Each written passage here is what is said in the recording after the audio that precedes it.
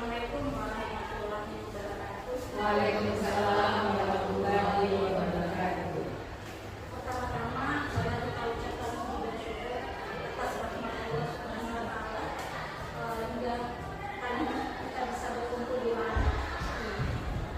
Dan kita ucapkan salam dan salam atas junjungan kita yang besar Muhammad sallallahu alaihi wasallam yang kita berilmu dalam hidup sekarang.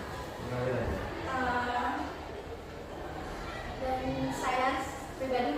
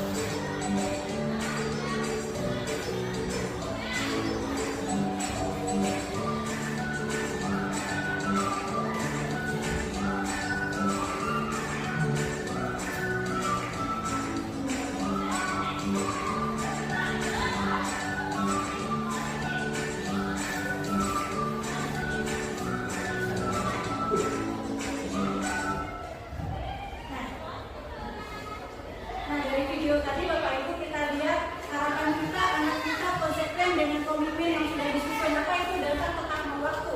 Tapi kenyataannya masih banyak anak kita itu yang terlambat.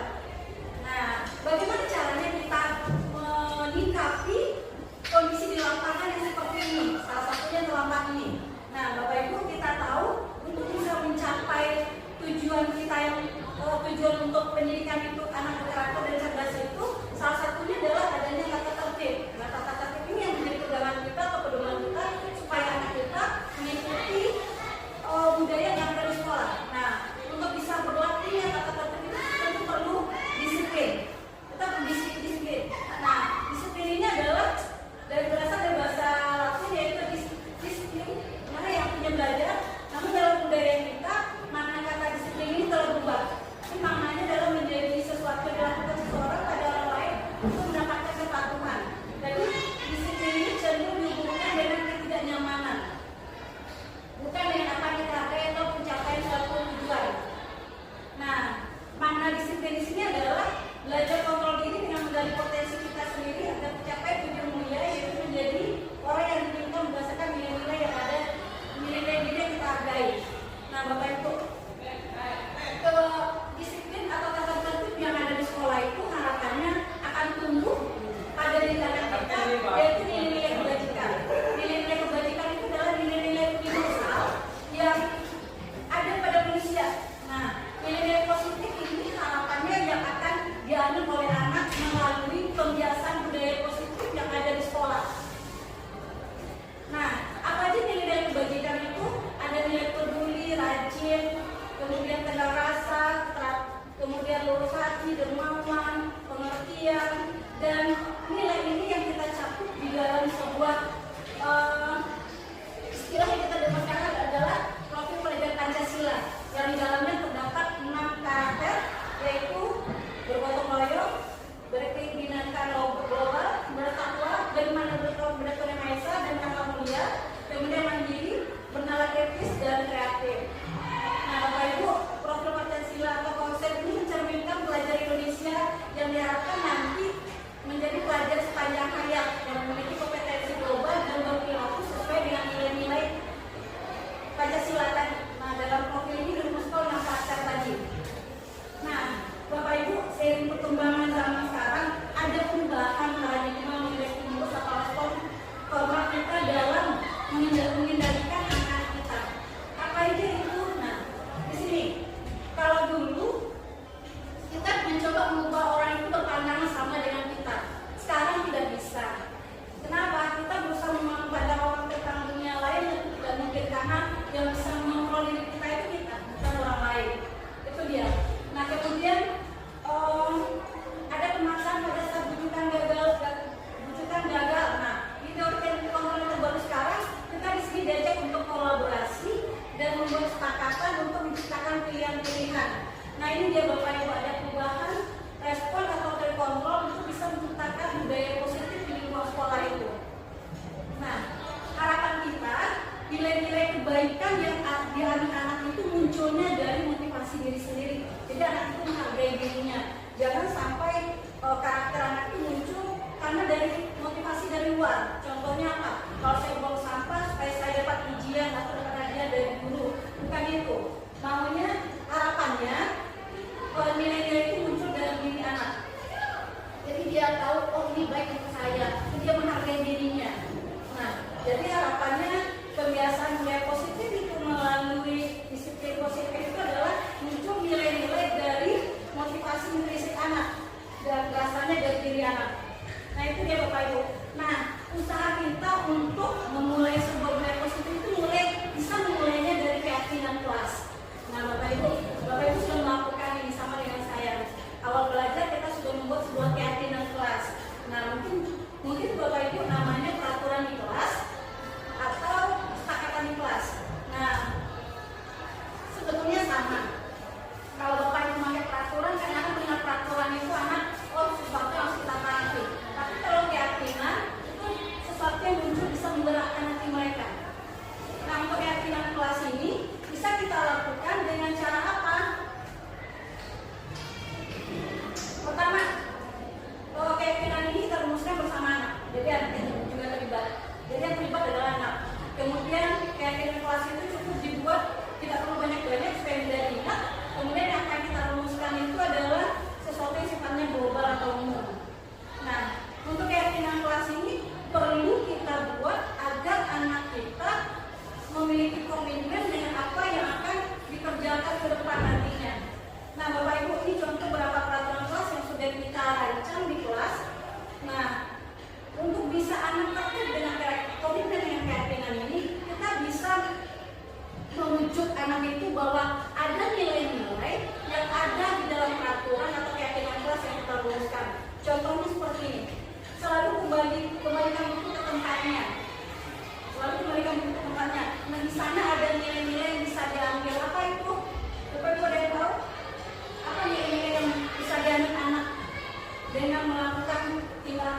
tapi selalu mengembalikan itu ke tempatnya. Ya, betul, tanggung jawab. Yang kedua, dilarang mengganggu orang lain. Nilai apa yang kita tanamkan kepada anak? Kurang tepat. Kalau dilarang mengganggu orang lain, berarti nilai yang ditanamkan sana adalah menghargai orang lain. Tadi di sekolah yang namanya sebelum pembelajaran dimulai, disiplin, satu lagi juga menghargai orangnya, menghargai waktu, menghargai teman-teman lain. Dilarang melakukan kekerasan, nilai apa kayak dilarang melakukan kekerasan itu nilai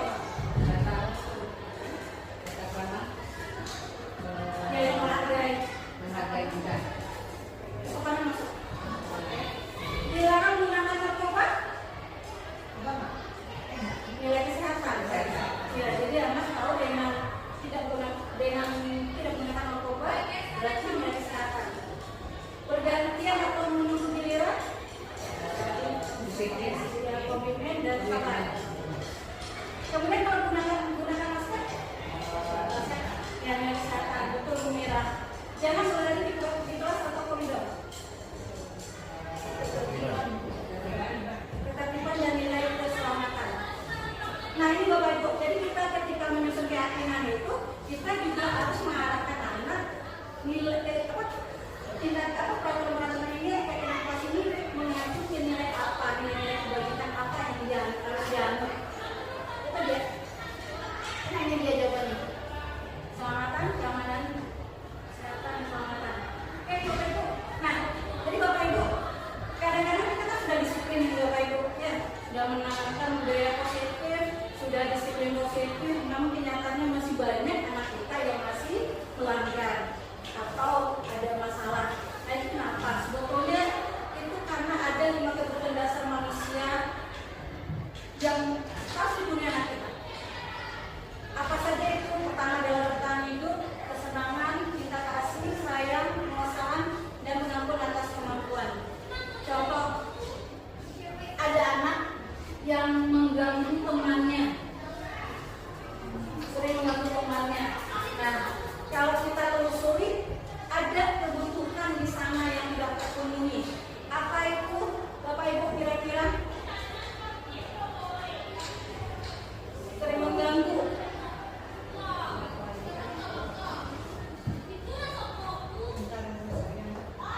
Kalau sering mengganggu,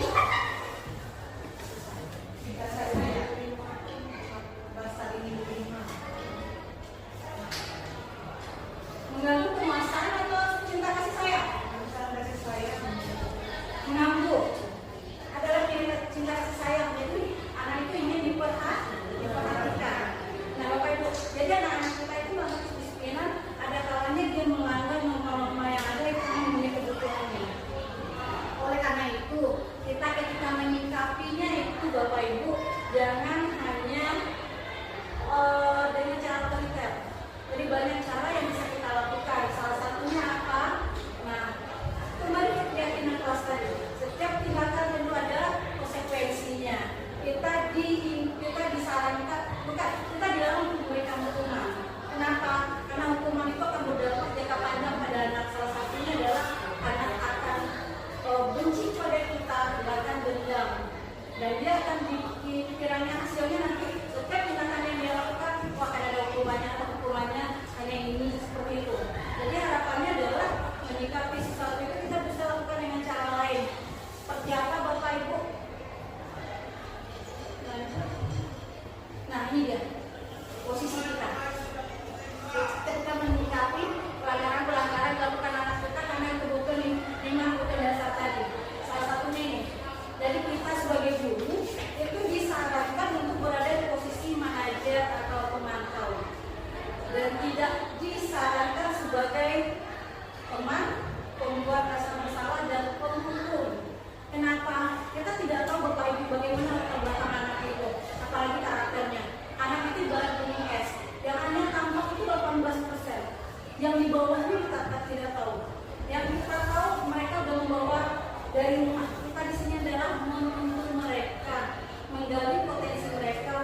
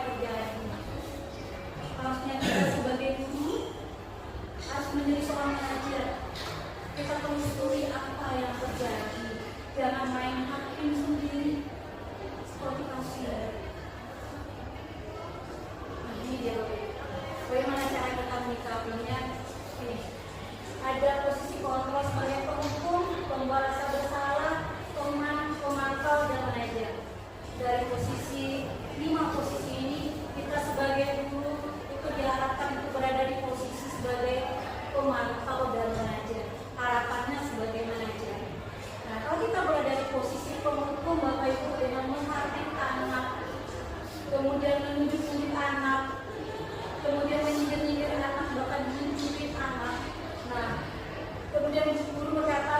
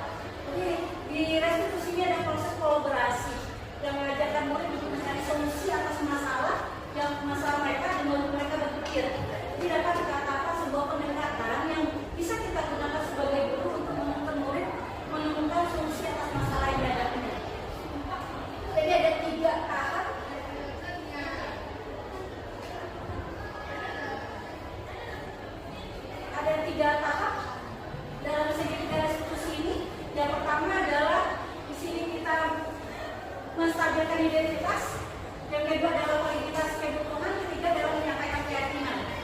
Nah ini ya, di tahap menstabilkan identitas ini kita membuat anak merasa gagal karena anak berbuat salah dan menjadi positif terhadap dirinya. Jadi bisa ada beberapa perkataan yang bisa kita sampaikan kepada anak seperti berbuat salah itu manusiawi. Itu juga pernah melakukan kesalahan. Tidak ada manusia yang sempurna. Seperti itu. Kemudian kita pasti bisa menyelesaikan masalah ini. Jadi ada beberapa kalimat kata pernyataan yang bisa kita gunakan untuk membantu anak menyelesaikan masalahnya di tahap menstabilkan identitas ini. Yang kedua adalah membantu murid menggali basic atau kebutuhan dasar yang dipenuhinya ketika melakukan kesalahan itu. Nah, di validasi kebutuhan ini kita menggali apa yang melatar belakangi anak melangkah nilai-nilai kebajikan yang sudah disepakati. Nah, apa yang bisa disampaikan guru di sini? Kamu bisa saja melakukan hal yang buruk, tapi kamu tidak melakukannya. Apalagi kamu pasti bisa menjadi, kamu punya alasan mengapa melakukannya. Kemudian apa yang penting bagi kamu?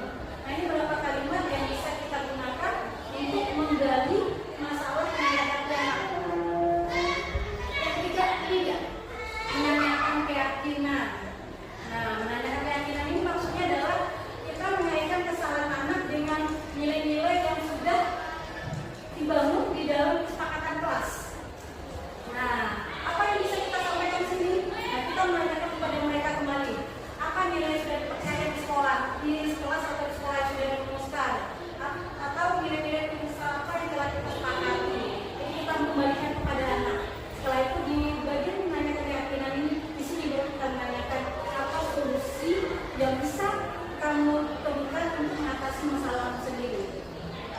Nah, itu ya Bapak Ibu mengenai teori kontrol saat ini, mengenai kondisi anak kita di dunia pendidikan saat ini. Jadi Bapak Ibu cukup membosankan, tidak ada ice breaking. Kita ice breaking dulu biar semangat. Ini Bapak Ibu. Nah, kita ice breaking nih Bapak Ibu. Uji konsentrasi. Nah, uji konsentrasi. Kata kuncinya adalah keliling dunia. Kata kuncinya keliling dunia. Kalau Pak Salim hari ini pergi jalan-jalan ke Denmark, setelah itu Ibu Rina jalan-jalan ke Uruguay, setelah itu Bu Reni jalan-jalan ke mana? Kata kuncinya adalah keliling dunia. Pak Salim jalan-jalan ke Denmark, kemudian Bu Rina jalan-jalan ke Uruguay. Nah, Bu Reni jalan-jalan ke Jepang, pulang tepat. Ayo.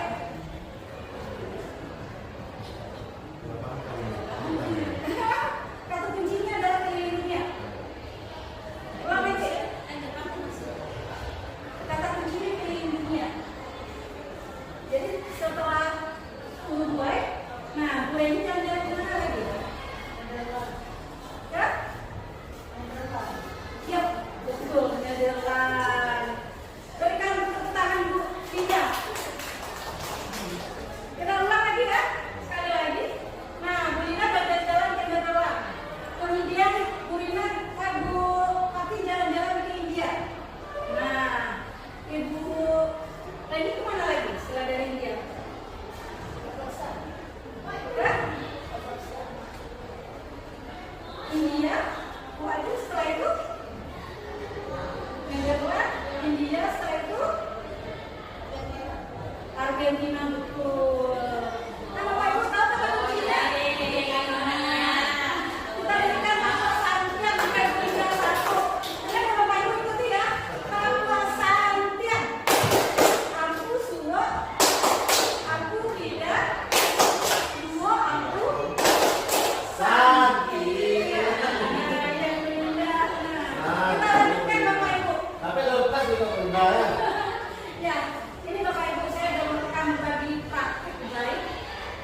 Nah, kebetulan saya sudah mencoba membuat keyakinan kelas dan ini di kelas kecantikan. Nah, langkah saya untuk keyakinan kelasnya dan pertama adalah saya menyampaikan tujuan memberikan gambar teknis kegiatan, kemudian siswa menuliskan keyakinan kelasnya di kertas dan tempel di papan tulis. Kemudian saya sebagai guru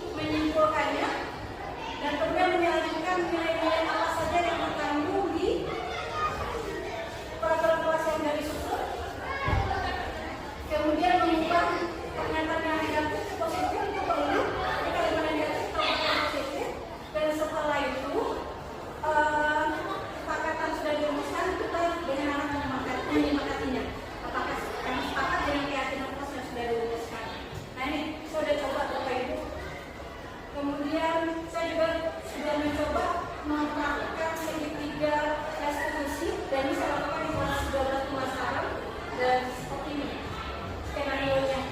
Tidak jauh yang terjadi di lingkungan sekolah kita ya kan, yang praktek.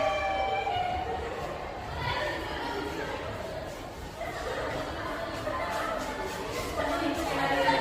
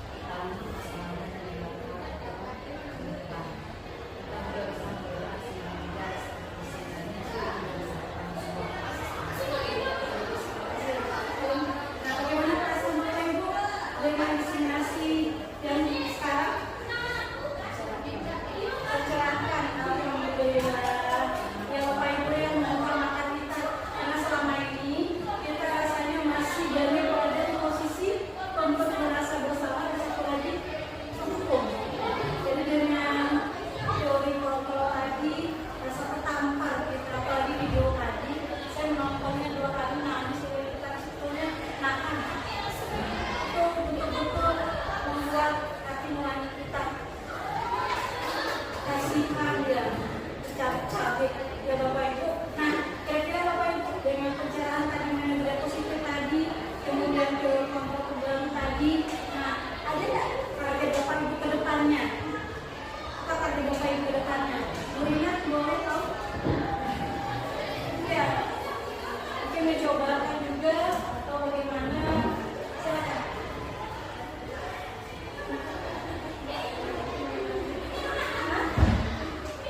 Boleh?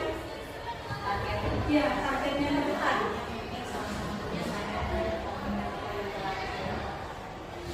Salah satunya segitiga.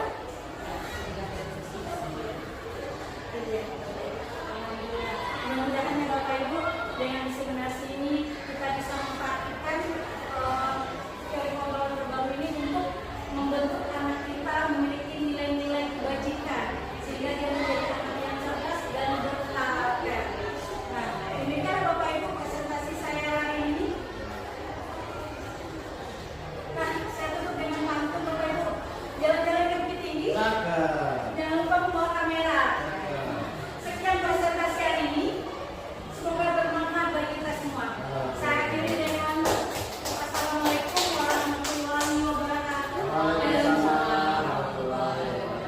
Saya mengucapkan terima kasih banyak atas kehadiran Bapak Ibu dan besar sekali